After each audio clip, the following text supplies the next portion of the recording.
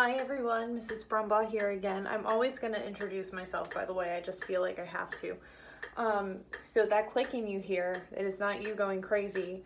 It is just a metronome. And I actually found this just on my computer. I Googled metronome and it was the first thing that popped up, and it's free.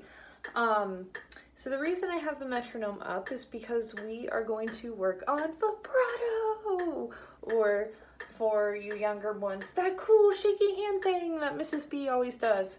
Okay, so the reason we do vibrato is because when you have to, you know what, I'm going to pause this metronome while I'm talking because it's just going to drive me nuts out. Okay, so the reason we do vibrato, let's say you're holding a G for a very, very, very long time.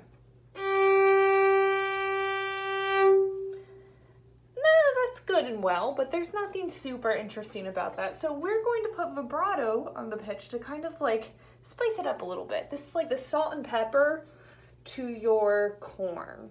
Corn needs salt and pepper just like our pitch needs vibrato. Sounds a little prettier than just. Now there are certain times in orchestra music it will be marked that they don't want you to vibrato because they like a pure sound, but most of the time we're going to use vibrato, even on quarter notes, just a little shake.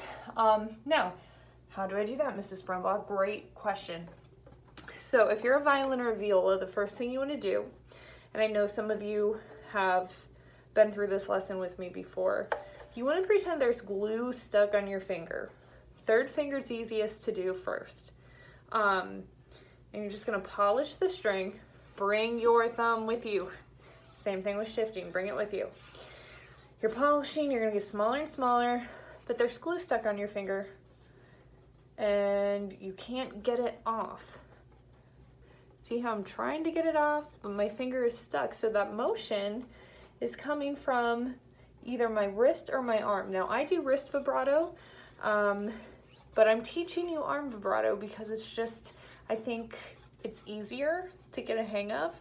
Eventually, if you want to try to move your wrist more, you can, okay? But either way, your finger is stuck. Do not try to do this. Do not try to do the worm with your finger or break dance. That's not how we do it. Your finger is stuck in this position on its tippy toes like you've been taught from the 3rd grade. You're just gonna shake it.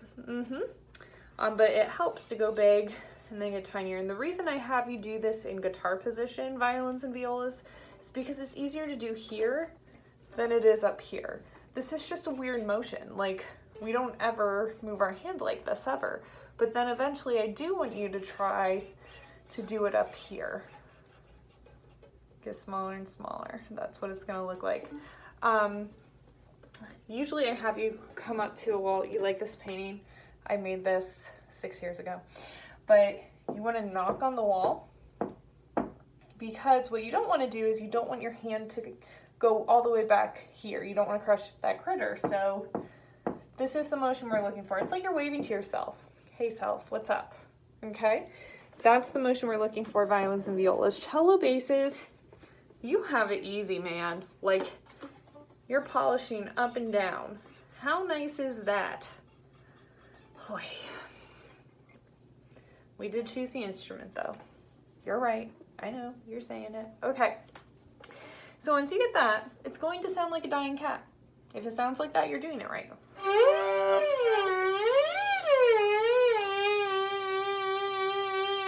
Okay? Then, when you have the hang of that, this is what I want you to do with the metronome.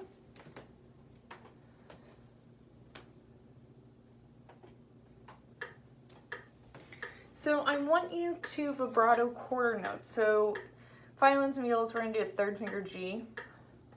Cellos, you might wanna do 3rd finger F sharp. Basses, probably a 1st finger E.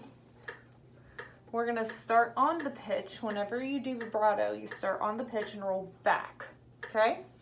So we're gonna do it to a quarter note. So here it goes, ready, and.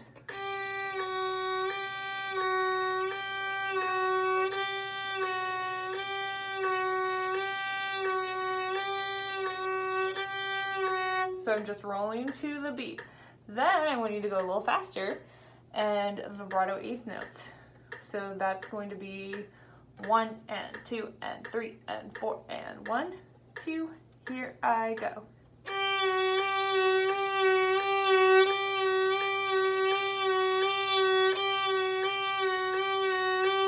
And then eventually we want to get to 16ths. 1E and a 2E and a 3E and a 4E and a 1, 2, here I go. Nope, I screwed that up. We're going to do it again. 1, 2, here I go.